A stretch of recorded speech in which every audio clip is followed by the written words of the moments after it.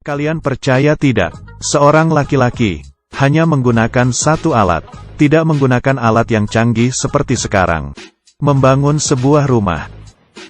Ada ruangan, ada kebun, ada air terjun dan kolam renang. Dia hanya menggunakan waktu selama 50 hari. Tapi bagaimana cara dia bisa melakukannya? Mari kita lihat bersama-sama. Seorang pria di desa sekitar Amerika Selatan memilih sebuah hutan, kemudian mulai membangun. Alatnya adalah sekop kecil. Dia membersihkan tanahnya dulu, kemudian mulai menggali. Perlahan-lahan digalinya. Semakin lama semakin dalam. Tanah yang dicangkul. Dia mengambilnya dengan tangan. Dia ingin membangun sebuah rumah. Dengan cepat galiannya semakin dalam. Dalam kepalanya sudah mengetahui polanya. Beberapa pondasi juga sudah dibuatnya. Semua lihat dia sedang membuat tangga. Dan sangat teratur. Tiap tingginya sama. Aku sangat mengaguminya. Hanya dengan tangan membuat lubang sebesar ini. Jumlah tanahnya juga banyak, yang seharusnya harus digali berkali-kali. Orang biasa pasti sudah menyerah. Jangan bilang ingin melakukannya. Pria ini sudah bekerja 20 hari. Menyelesaikan struktur rumahnya. Dan tangga juga sudah jadi. Di sini aku mengetes kalian. Menurutmu kedalaman ini berapa? Semuanya coba tebak dan tinggalkan di kolom komentar. Kemudian dia mulai membentuk. Ia memang ingin membuat rumah. Bukan hanya untuk kelihatan bagus. Dia menggunakan gaya Eropa. Dan desain. Kita bisa melihat, meski dia tidak memiliki penggaris. Tapi semuanya dalam ukuran yang sama. Dalam 10 hari dia pun menyelesaikannya. Dilihat dari ketinggian kelihatannya sangat kuat. Selanjutnya mari kita tebak apa yang dilakukan. Benar, membuang tanah. Melempar tanah seperti menabur bunga. Kemudian dia membuat lagi sebuah pola. Mencongkelnya sangat banyak. Untuk sementara kita tidak tahu. Itu dibuat untuk apa. Saat itu dia ingin pergi. Mungkin tangganya kekurangan satu. Terlalu tinggi tidak bisa melompat keluar. 1, 2, 3 lompat. 1, 2, 3 lompat. Akhirnya dia pun keluar. Di luar dia menggambar garis. Dan mulai membuat hal yang lain. Kali ini adalah bentuk persegi panjang dan ditambahi tangga. Kemudian kepalanya keluar. Ternyata terhubung. Kelihatannya dia membuat jalan keluar masuk. Kemudian dia menggali sebuah kamar. Pada akhirnya dia ingin pergi. Dia pergi keluar untuk mengambil tanah. Dia memasukkannya ke dalam wadah dan dibawa pulang. Kelihatannya tanahnya ditambah sedikit air. Dia tidak memiliki sikat. Jadi menggunakan tangannya dan mengolesnya ke dinding. Dan kelihatannya masih rata. Kemudian dia mengambil kayu. Dan memasukkannya. Di sini aku tes kalian lagi. Beberapa lubang ini bagaimana bisa muncul? Dia tidak memiliki alat. Di atas juga tidak ada. Dia menggunakan sistem 3 sudut. Menggunakan bambu dan membentuknya. Rumah ini sudah memiliki warna hijau. Jadi lebih bagus. Kemudian dia mengambil tanah lumpur. Ternyata ini bisa dijadikan semen. Baru tahu. Dimengoleskannya ke bagian bawah rumah. Kemudian dikeringkan selama 3 hari. Dia berada di luar, mengambil beberapa rumput, dan membangun kebun bunga. Kemudian membuat atap. Dia mencari bambu yang panjang dan meletakkannya di atas. Saya hitung kira-kira ada 50 bambu.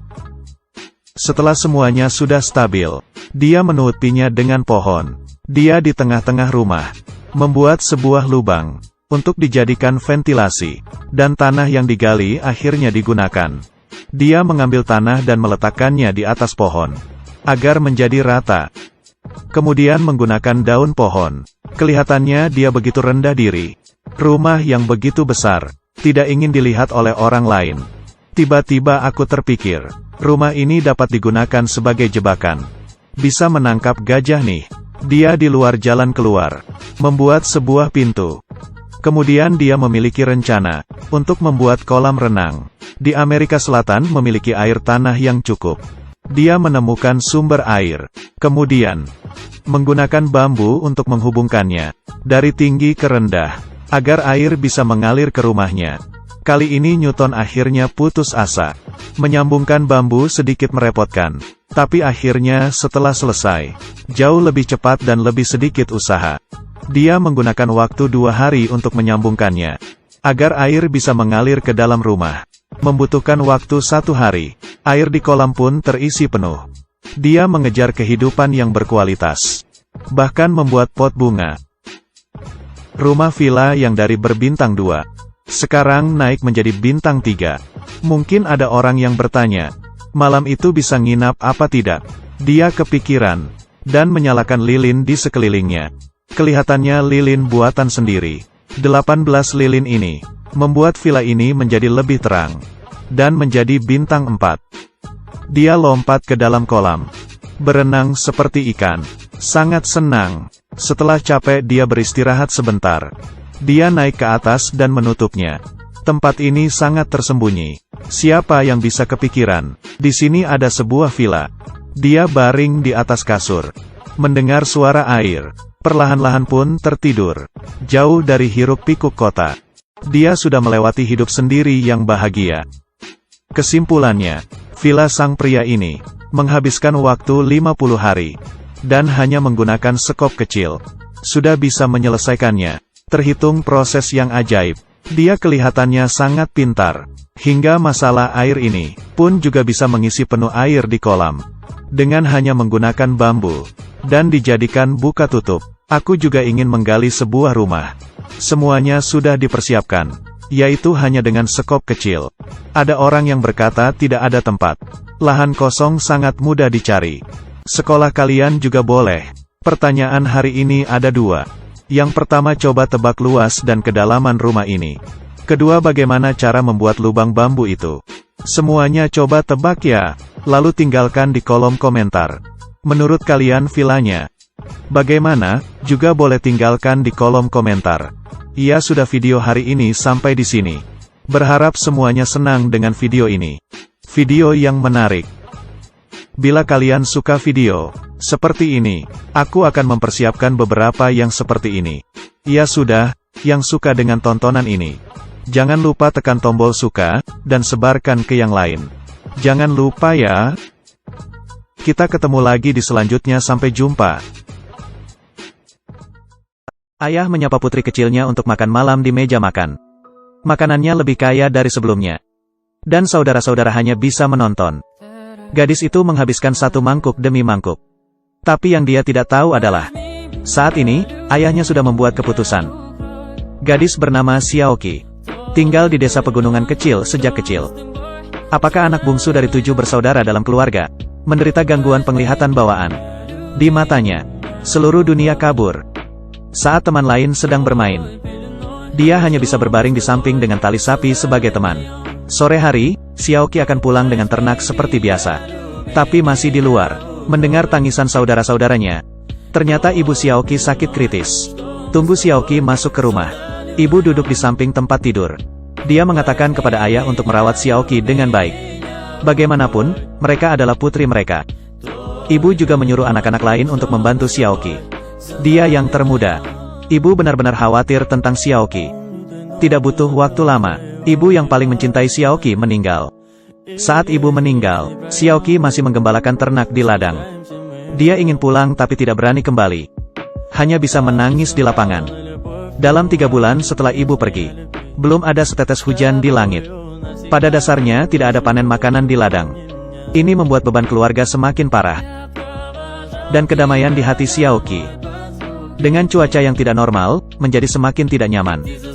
Hari ini Xiaoqi bertemu dengan sekelompok anak-anak saat menggembalakan ternak. Mereka mengirimkan sepotong semangka ke Xiaoqi, dan melemparkan kulit semangka yang sudah jadi ke kaki Xiaoqi. Xiaoqi yang tidak diketahui sedang memegang semangka. Dia pasti sudah memakannya tanpa ragu. Dan melihat bibi yang berantakan di ladang melon. Sambil memaki sambil mencari pencuri yang mencuri watermelon. Saya melihat Xiaoqi makan semangka. Bibi mengira Xiaoqi mencuri semangka. Mau tak mau dia meraih Xiaoqi dengan kedua tangan. Tidak peduli bagaimana Xiaoqi berteriak untuk menjelaskan, itu tidak berguna. Xiaoqi diseret sampai ke rumah seperti ini. Bibi menunjuk Xiaoqi dan memarahi Sang Huai. Ayah duduk di sebelah. Dia merokok dan merokok tanpa bergerak. Setelah mendengarkan saudara laki-laki saya yang kedua, dia merasa telah kehilangan wajah keluarganya. Ambil tongkat kayu bakar di tanah. Ini hanya putaran pemukulan terhadap Xiaoqi. Kakak laki-laki tertua menatapnya dan wajahnya berkedut. Ini seperti mengalahkan diri sendiri. Ayah masih merokok sendiri. Tidak tahu berapa lama waktu yang dibutuhkan. Xiaoqi, yang terbangun dari tanah, menemukan bahwa langit gelap. Dia terhuyung-huyung dan bersiap untuk memasuki rumah. Tapi ternyata pintunya tertutup. Dia hanya bisa menghabiskan malam di bullpen. Di dalam mimpi, ayah akan memeluk Xiaoqi ketika dia kembali dari kerja. Kakakku juga akan mencubit wajah Xiaoqi untuk menggodanya. Sebuah keluarga yang bahagia. Tetapi ketika saya membuka mata, itu masih sapi yang dingin. Masih acuh tak acuh ayah. Ayah mengambil Xiaoqi dan berkata bahwa dia tidak akan menggembala sapi hari ini. Bawa dia ke meja yang penuh dengan makanan enak. Kakak dan adik tidak akan merampoknya hari ini. Dia adalah satu-satunya yang makan hidangan enak di meja ini. Setelah Xiaoqi selesai makan, tapi ayahku membawanya ke pegunungan yang jauh. Datang ke gua di mana saya tidak tahu di mana. Tangisan Xiaoqi sepertinya menunjukkan sesuatu. Ayah akan meninggalkan Xiaoqi di gua ini. Karena keluarga memiliki populasi yang besar. Tidak dapat mendukung begitu banyak orang lagi. Dia hanya bisa membuang anak ini dengan tubuh lumpuh. Tidak peduli seberapa Xiaoqi menangis. Ayah masih dengan tegas melepaskan tangan Xiaoqi. Berjalan di luar gua. Xiaoqi ingin menyusul. Tapi cahaya di gua itu redup.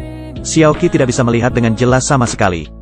Dia hanya bisa berdiri dengan putus asa dan menangis dengan keras.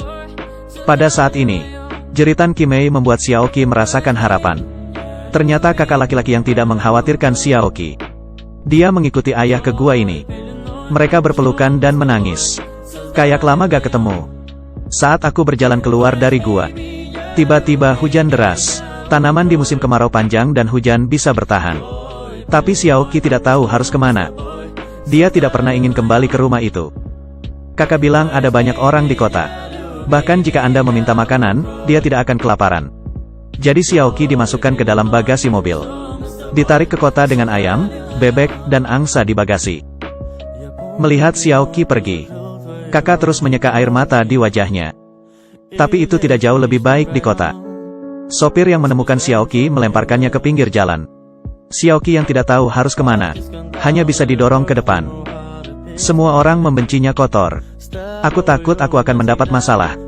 Tidak ada yang mau mengulurkan tangan membantunya. Xiaoqi hanya bisa meraba-raba ke depan sendiri. Berjalan dari siang ke malam. Ada seorang gadis kecil yang ingin memberi makan Xiao kecil yang lapar. Tapi dia dihentikan oleh ibunya. Pasangan di sebelah dia hanya akan berdiri. Xiaoqi diusir oleh bosnya. Dia sekali lagi memulai perjalanan sendirian. Berjalan ke pintu KTV. Saya baru saja bertemu dengan seorang paman yang keluar. Paman tidak tahu itu baik. Dia masih mabuk dan memberi Xiaoqi 200 yuan. Tapi uang itu belum ada di tangan Xiaoqi. Diculik oleh seorang wanita. Adegan ini dilihat oleh seorang pria tidak jauh. Dia menyusul Xiaoqi. Membawa Xiaoqi ke kediamannya. Memberi Xiaoqi semangkuk nasi. Dia juga mengatakan bahwa dia akan memberi makan Xiaoqi Fan setiap hari. Tapi pria ini bukan orang baik. Dia melakukannya untuk tujuan lain. Ternyata dia ingin Xiaoqi pergi ke jalan untuk mengemis dan memberinya uang. Tetapi pada akhirnya saya tidak mendapatkan 1 sen pun. Pria berpikir itu pasti Xiaoqi tidak cukup menyedihkan. Dia akan mengambil pisau untuk memotong tangan dan kaki Xiaoqi. Xiaoqi menangis serak. Saat itu polisi bergegas masuk, mengontrol pria itu dan menyelamatkan Xiaoqi. Xiaoqi dikirim ke stasiun penyelamat sesudahnya. Dalam waktu singkat di stasiun penyelamatan, Xiaoqi merasakan kehangatan dan cinta dari dunia. Kemudian Xiaoqi diadopsi oleh Bibi Li dan membawanya ke negara yang jauh. Selama hari-hari bersama Bibi Li, Xiaoqi tampaknya telah kembali ke ibunya. Bibi Li merawat Xiaoqi dengan baik. Belikan mainannya yang lucu, tas sekolah merah muda, dan makanan ringan favorit Xiaoqi. Saya juga mengajari Xiaoqi membaca, menulis, dan musik. Biarkan Xiaoqi merasakan kehangatan rumah lagi. Kemudian, Bibi Li mengirim Xiaoqi ke rombongan seni. Meskipun Tuhan telah mengambil penglihatan Xiaoqi, akan tetapi, Xiaoqi juga memiliki nilai kehidupan yang dapat dicapai. Itu adalah musik. Sayang sekali sejak itu, Xiaoqi tidak pernah melihat Bibi Li lagi. Ketika dia tumbuh, Xiaoqi menjadi anggota utama rombongan seni. Tampil di luar bersama rombongan seni sepanjang tahun. Setiap kali pertunjukan berakhir, dia membungkuk kepada penonton. Tepuk tangan meriah dari penonton adalah kebahagiaan yang dibawa Xiaoqi. Meskipun Xiaoqi tidak bisa melihat, Tapi dia benar-benar bisa merasakannya. Hidup dijamin. Hari ini, Xiaoqi menerima surat dari Bibi Li. Hanya ada satu alamat dalam surat itu. Simak isi suratnya. Xiaoqi tenggelam dalam pikirannya. Pada malam hari dia memimpikannya gua 10 tahun yang lalu. Gua mimpi buruk itu. Xiaoqi mengerti sudah waktunya pulang. Inilah sebabnya Bibi Li mengiriminya alamat. Kebohongan pasti menjadi harapan. Xiaoqi akan dapat tinggal di rumah suatu hari nanti. Bagaimanapun, itu adalah rumah Xiaoqi. Memulai perjalanan pulang. Semuanya masih begitu akrab. Adegan ketika saya masih muda masih sangat jelas. Xiaoqi meraba-raba dan datang ke kuburan. Berlututlah dengan kaki dan menangis. Ini kuburan ibunya. Penduduk desa yang melihat pemandangan ini juga datang. Seorang pria di kerumunan bernama Qimei. Qimei.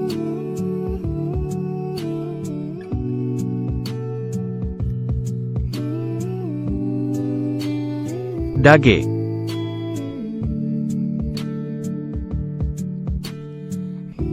Mereka berdua berpelukan dan menangis lagi. Ternyata kakak tertuanya pergi ke kota untuk mencari Xiaoqi. Hanya tidak menemukannya. Sejak itu, tidak ada keberadaan Xiaoqi.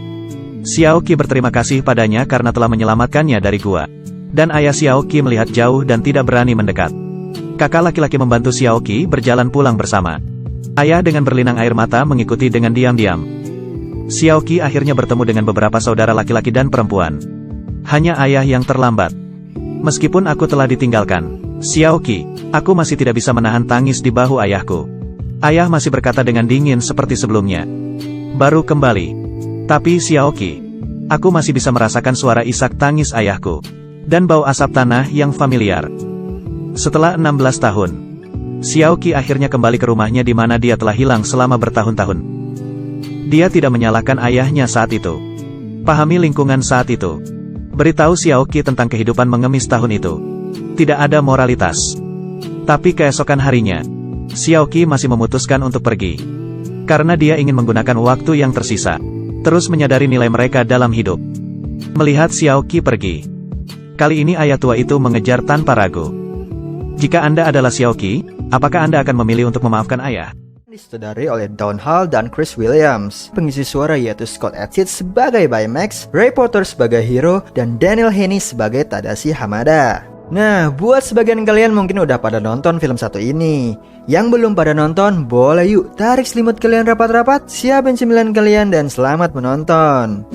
Film ini dibuka dengan pemandangan kota yang sangat megah, yang bernama San Francisco, gabungan antara San Francisco dan Tokyo. Nah, terlihat di sudut kota tersebut terdapat sebuah gang yang kelihatannya sedang berlangsung pertarungan robot mini. Pertarungan tersebut dimenangkan oleh Yama dengan robotnya yang bernama Little Yama, dan ia pun berhak memenangkan uang taruhannya. Nah, setelah Yama melontarkan tantangan berikutnya, tiba-tiba dari balik kerumunan seorang anak remaja mengajukan diri dengan robot yang dia buat sendiri. Awalnya anak ini ditertawakan dan disuruh pulang tuh, tapi karena mampu membayar uang taruhannya, akhirnya Yama bersedia melawannya. Anak remaja ini bernama Hiro Hamada dan robotnya bernama Megaboard. Dan pertandingan pun dimulai. Dengan 2 pukulan saja Megaboard terpotong menjadi beberapa bagian dan Little Yama kembali memenangkan pertarungan. Nah, tetapi di sini si Hiro Hamada meminta untuk tarung ulang nih. Ya, dengan alasan ini adalah pertarungan pertamanya.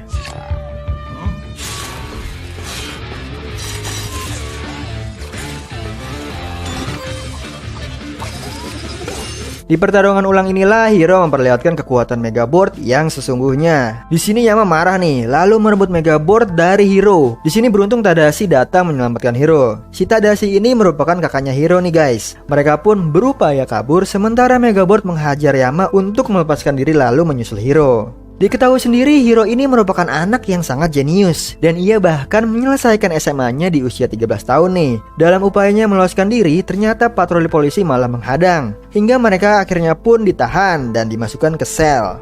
Beberapa saat kemudian mereka dibebaskan oleh Bibi Cash yang selama ini merawat mereka. Setibanya di rumah Hiro, langsung menuju ke komputer nih untuk mencari pertarungan robot ilegal lainnya. Nah, di sini Tadashi menegurnya dan berusaha untuk mencegahnya, tapi Hiro tidak memperpedulikannya. Tadashi pun bersedia mengantarkannya ke lokasi taruhan robot tersebut. Namun ternyata Tadashi malah membawa Hiro ke San Francisco Institute of Technology, tempat Tadashi kuliah, dengan alasan ingin mengambil sesuatu. Nah, Tadashi mengajak Hiro masuk ke kampusnya untuk menunjukkan suasana lab dan memperkenalkan Hiro kepada teman-temannya di klub kutu buku. Mereka adalah Gogo Tamago, gadis tomboy yang tertarik dengan mesin dan kecepatan. Wasabi dengan penelitiannya berupa laser listrik plasma yang bisa memotong apapun. Honey Lemon, gadis yang gemar mencampur bahan kimia untuk menciptakan reaksi kimia baru yang lebih inovatif. Dan yang terakhir adalah Fred, maskot kampus dengan pakaian monsternya. Nah, si Fred ini sebenarnya nggak ngerti sains. Ia cuma tertarik dengan komik dan memimpikan suatu saat nanti menjadi seorang hero. Setelah berkenalan, Tadashi lalu mengajak Hiro masuk ke rumah tempatnya meneliti. Di sini Tadashi secara sengaja membuat Hiro berteriak dan membuat lengannya kesakitan, yang ternyata membuat sebuah box berwarna merah terbuka.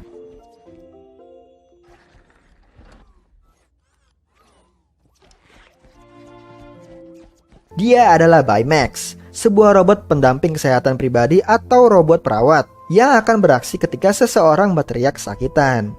Nah, Baymax selanjutnya memindah Hiro nih dan menemukan luka lecet pada lengannya. Tadashi pun menjelaskan bahwa Baymax ini merupakan robot pendamping kesehatan yang diprogram lebih dari 10.000 prosedur medis dalam sebuah chip yang ditanamkan di dada atas bagian kiri. Berbeda dari gambaran robot pada umumnya, Baymax ini terbuat dari bahan flanel yang nyaman dan bisa dipeluk. Nah, si Baymax ini akan berhenti melakukan perawatannya sampai orang dirawat itu menyampaikan rasa puas akan pelayanannya. Ketika sedang asik ngobrol, tiba-tiba seorang memotong pembicaraan kakak beradik itu, yang ternyata adalah Profesor Robert Callaghan, yang merupakan penemu sistem magnetik dan hukum robotik. Karena ketertarikannya pada robot, Profesor Callaghan menawari Hiro Hamada untuk masuk ke San Francisco Institute of Technology, tanpa melihat usianya yang masih terlalu muda untuk menjadi seorang mahasiswa.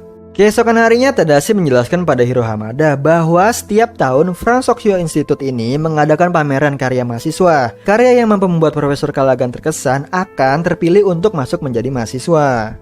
Nah, karena idenya stuck, Tadashi mengangkat Hiro secara terbalik nih, agar dia mendapatkan ide yang lebih fresh. Di momen inilah Hiro melihat Megaboard dan tiba-tiba ide pun terlintas. Hiro bergegas langsung ke garasi nih untuk bekerja dan akhirnya berhasil membuat ribuan unit benda kecil berwarna hitam.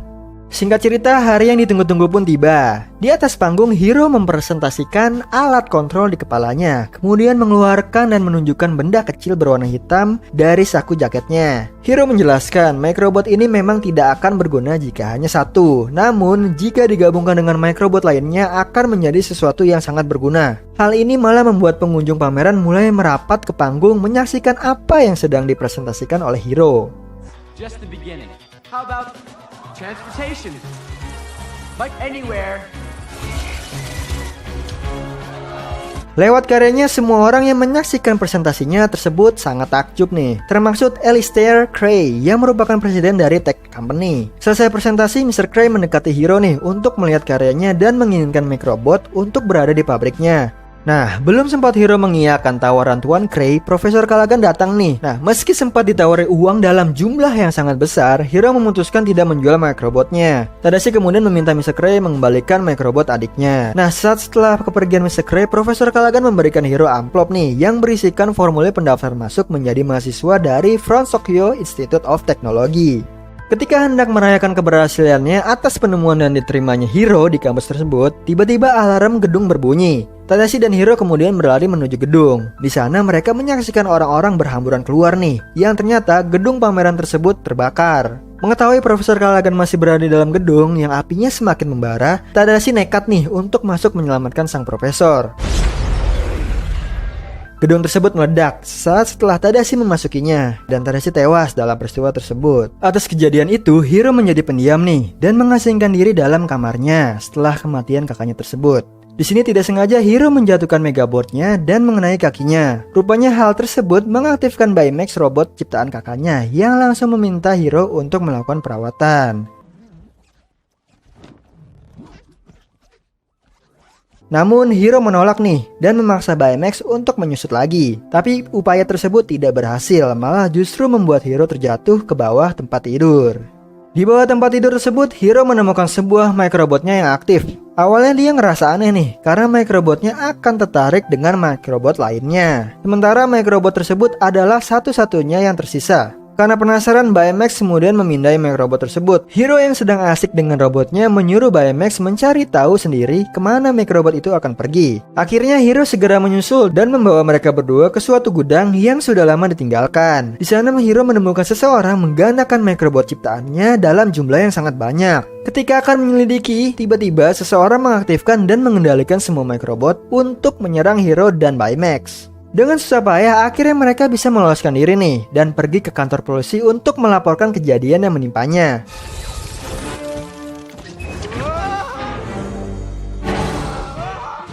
Polisi tidak yakin nih atas laporan tentang dirinya yang diserang oleh sosok misterius bertopeng dan meminta Hiro untuk menuliskan nomor telepon orang tuanya agar bisa menelponnya dan menjemput mereka. Di saat itulah Hiro dan Baymax menghilang dari hadapan polisi. Di kamarnya, ketika Baymax dimasukin ke box untuk dicas, tiba-tiba Baymax memanggil nama Tadashi yang membuat Hiro kaget dan terbangun. Melihat microbotnya, Hiro tiba-tiba berasumsi nih bahwa kebakaran yang menyebabkan Tadashi meninggal sepertinya bukanlah sebuah kecelakaan murni. Ia pun akhirnya memutuskan untuk menangkap pria bertopeng tersebut. Nah, di sini nih Hiro kemudian membuat kostum berbahan serat karbon untuk Baymax dan memasakkan chip petarung di tubuhnya yang telah dia download. Take care of this.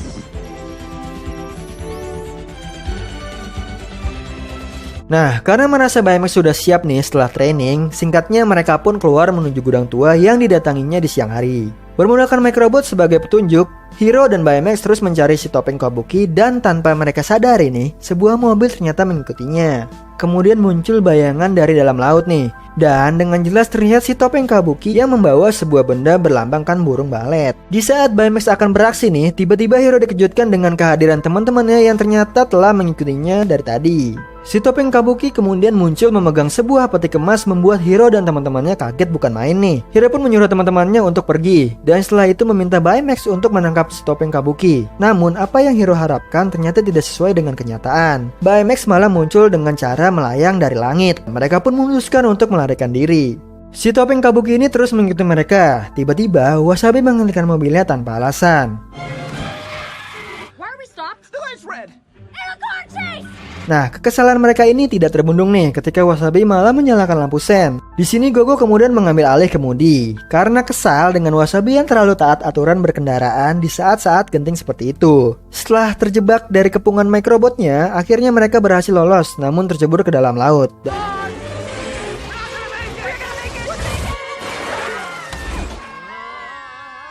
Dan sekali lagi nih, si Baymax segera menolong mereka dan menariknya ke atas. Dalam keadaan basah kuyup dan kedinginan, keenam sahabat ini akhirnya tiba di rumah Fred. Hiro kemudian memperlihatkan gambar burung walet yang dia lihat sebelumnya kepada teman-temannya dan bertanya adakah yang mengetahui lambang tersebut. Fred kemudian berteori nih bahwa Tuan Krei adalah si topeng kabuki karena selama ini dialah yang sangat menginginkan microbotnya. Nah, tapi di sini Hiro masih tidak yakin nih. Di saat sedang kebingungan, Baymax berujar nih bahwa orang tersebut memiliki golongan darah AB. Hiro kemudian memiliki ide memperbarui teman-temannya dengan membuat kostum superhero dan senjata mereka masing-masing.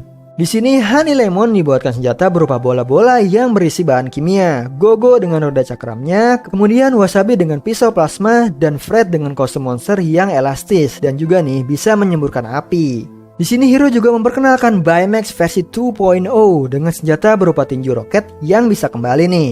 Hello. Whoa. No. No. Untuk membuat teman-temannya bertambah takjub, Baymax mengeluarkan sayapnya yang selanjutnya Hiro naik ke belakang Baymax dan memerintahkannya untuk terbang nih, dan mereka pun meluncur. Di sini Hiro kemudian meminta Baymax untuk mengaktifkan sensor supernya yang memindai seluruh kota dan sekitarnya. Baymax kemudian menemukan kecocokan dan menunjukkan sebuah pulau di seberang. Hiro dan teman-temannya memutuskan berangkat menuju pulau tersebut dan mendarat di sebuah lokasi gedung yang disegel oleh pemerintah. Nah, karena kaget tiba-tiba mereka berteriak nih dan mengeluarkan semua senjata mereka. Yang lucunya ternyata itu adalah seekor burung merpati. Mereka akhirnya masuk ke dalam sebuah lab yang kelihatannya sudah tidak terpakai lagi. Namun akibat konstruksi bangunan tersebut, sensor Baymax tidak berfungsi dengan baik nih. Nah, di dalam sebuah ruangan kontrol, Hiro membuka monitor yang ternyata monitor tersebut berisi beberapa video yang memperlihatkan Miss Krei memperkenalkan proyeknya yang bernama Silent Spyro kepada seorang jenderal dan beberapa orang lainnya. Video ini ternyata adalah proyek percobaan teleportasi gagal yang menyebabkan seorang pilot wanita bernama Abigail tewas. Akibat dari kecerobohan Mr. Cray sendiri yang tetap bersikeras melanjutkan percobaannya dan tidak memberitahui ketidakstabilan energi di mesin teleportasinya. Nah, akibat kecelakaan tersebut, pulau dan laboratorium pun ditutup oleh pemerintah. Tidak lama setelahnya, dari arah belakang si topeng Kobuki muncul dan menyerang mereka. Hiro meminta teman-temannya mengambil pemancar pengendali microbot di balik topeng Kobuki.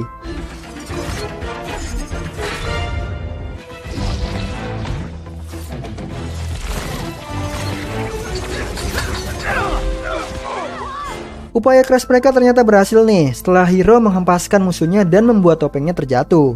Hiro segera mengambilnya dan rupanya orang yang dibalik topeng tersebut adalah Profesor Callaghan. Profesor ini ternyata selamat dari kejadian kebakaran setelah microbot milik Hiro dicuri olehnya. Mengetahui Tadashi mati dengan sia-sia, Hiro marah dan memerintahkan Baymax untuk membunuh Profesor Callaghan. Lalu Hiro membuka port akses, kemudian mengambil chip perawatan Baymax dan melemparkannya. Seketika itu membuat Baymax menjadi mesin pembunuh yang mengincar Profesor Callaghan. Di sini teman-teman Hiro segera mencegah Baymax, namun berkali-kali gagal. Pada akhirnya Honeylemon memasukkan chip perawatan Baymax dan membuatnya kembali normal. Nah, di sini Profesor Callaghan segera mengambil topeng Kobuki yang terlepas dari tangannya Hiro dan melarikan diri dengan microbot. Hiro marah dan kecewa kepada teman-temannya yang menghalangi Baymax menangkap Profesor Callaghan. Dia dan Baymax segera pulang nih untuk memperbaiki sensor pemindai Baymax yang telah rusak. Setelah memperbaiki pemindai Baymax, Hiro mencoba kembali membuka chip perawatnya, namun diblok oleh Baymax. Baymax berusaha menenangkan Hiro dengan menampilkan video tentang tes Tadashi terhadap Baymax yang berkali-kali gagal, dan terus berusaha hingga akhirnya berhasil. I am Baymax, healthcare companion. Melihat usaha Tadashi dalam menciptakan Baymax, membuat Hiro menyadari bahwa membunuh Profesor Callaghan sebenarnya bukanlah hal yang diminta oleh Tadashi. Di sini teman-teman Hiro pun akhirnya datang dan berjanji kepada Hiro untuk membantu menangkap Profesor Callaghan dengan cara yang benar. Selanjutnya Lemon menunjukkan kembali video yang belum selesai mereka tonton di laboratorium tadi. Dalam video tersebut akhirnya mereka mengetahui nih bahwa sang pilot tes yang terjebak dan menjadi korban portal teleportasi itu adalah anak dari Profesor Callaghan. Mereka pun berkesimpulan bahwa Profesor Callaghan pengen balas dendam kepada Mr. Cray atas kematian putrinya. Di suatu pagi yang cerah di sebuah gedung, tampak Mr. Cray berpidato dalam pembukaan pabriknya. Namun belum beberapa lama, tiba-tiba ribuan microbot bermunculan dari atas gedung yang membuat para tamu yang hadir berhamburan. Profesor Callaghan yang mengontrol microbot kemudian menangkap Mr. Cray dan juga mesin teleportasi ke atas gedung untuk menyatukannya lalu menopangnya sehingga mesin tersebut aktif. Perlahan-lahan benda yang ada di sekitarnya mulai tersedot nih masuk ke dalam portal. Hal ini dilakukan oleh Profesor Callaghan sebagai bentuk balas dendamnya dengan cara yang sama seperti anaknya yang tersedot ke dalam portal. Hiro dan teman-temannya akhirnya datang nih dan berusaha mencegah Profesor Callaghan untuk bertindak lebih jauh. Karena rasa dendamnya yang membara akibat kehilangan putrinya, Profesor tidak memperdulikan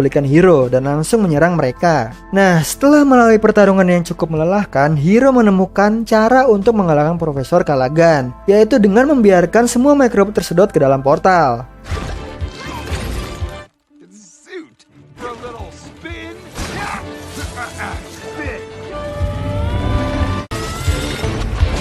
Lemon akhirnya melemparkan bola kimianya dan Fred menyemburkan api sehingga menimbulkan asap yang banyak dan membuat penglihatan Profesor terbatas. Ini membuat Profesor Callaghan tidak menyadari bahwa teman-teman Hiro sedang menghancurkan microbot dari bawah agar semuanya bisa terhisap masuk ke portal. Baymax kemudian mengambil topeng Kobuki dan menghancurkannya sehingga semua microbot tidak bisa dikendalikan lagi. Mesin teleportasi pun jatuh dan menghantam tanah, namun masih tetap aktif dan terus menyedot benda-benda yang ada di sekitarnya. Di sini Hiro kemudian bertanya kepada Cray bagaimana cara menghentikan mesin tersebut, namun mesin itu memang tidak bisa dihentikan karena penahan medan magnetnya telah rusak. Nah, di sini Baymax kemudian menunjuk ke arah portal dan mendeteksi tanda kehidupan dari Abigail putri Profesor Callaghan. Hiro pun memutuskan masuk ke dalam portal bersama dengan Baymax untuk mencari dan menyelamatkan Abigail. Bener aja nih, Abigail ternyata ada di dalamnya dan tampak sedang tertidur pulas. Di saat mereka sedang berupaya keluar, Baymax berusaha mendorong Hiro dengan tinjunya agar dapat keluar dengan selamat. Sedihnya nih, di sini Baymax meminta Hiro untuk mengucapkan kata puas akan pelayanannya. I cannot deactivate until you say you are satisfied. Please, can't lose you two. Hero, I will always be with you. Namun Hiro menolak hal tersebut karena dengan mengucapkan kata itu Baymax akan nonaktif dan tinggal di dalam portal selamanya. Hiro tidak ingin kehilangan Baymax. Mengingat waktu yang semakin sempit, akhirnya dengan perasaan sedih yang mendalam, Hiro memeluk Baymax dan mengucapkan kata puas atas pelayanannya. Bersama dengan itu tinju roket ditembakkan dan Baymax terpental lebih dalam. Sementara Hiro yang memegang kapsul meluncur keluar portal. Beberapa saat kemudian portal pun meledak, sementara Hiro selamat mendarat dengan Abigail, namun Baymax tidak ada. Kemudian ambulans pun datang untuk memberikan perawatan kepada Abigail yang sudah kembali sadar dan membawanya ke rumah sakit. Sementara Profesor Callaghan ditahan oleh polisi untuk mempertanggungjawabkan perbuatannya. Karena aksi heroik mereka, Hiro dan teman-temannya menjadi headlines berita di TV. Nah, singkat cerita nih, di satu siang di dalam ruangan kerja Tadashi, Hiro mengambil tinju roket Baymax dan melihat sesuatu di dalamnya. Rupanya itu adalah chip perawat Baymax yang mengandung semua personalita Baymax yang telah dibuat oleh Tadashi. Bermodalkan chip perawatan tersebut, Hiro pun membuat kembali Baymax. Dan dengan harap-harap cemas, Baymax akhirnya aktif dan menyapa Hiro kembali. Dan berbekal kostum superhero, akhirnya Hiro Hamada, Baymax, dan teman-temannya bisa melindungi orang banyak dengan harapan untuk memenuhi harapan Tadashi untuk membantu orang banyak. Film pun berakhir. Nah, itu dia cerita dari film Big Hero 6. Nah, gimana Sleeper? Seru kan?